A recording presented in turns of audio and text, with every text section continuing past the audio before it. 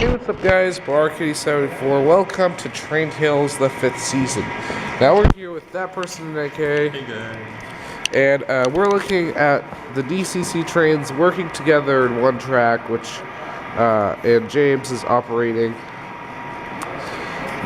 And, yeah, it's very interesting. Let's see. That type of perspective.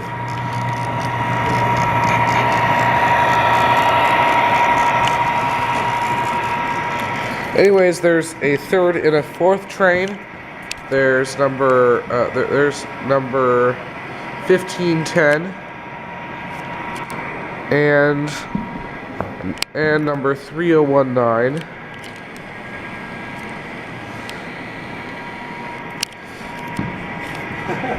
And so the experiment is to maybe try to have the trains working together, like in Fortnite. But yeah. So yeah guys, we'll start off this video. Just like and subscribe, leave a comment below, and I'll see you in another video. And subscribe to that person in AK. And he's gonna make a few more videos, maybe. And yeah. Bye.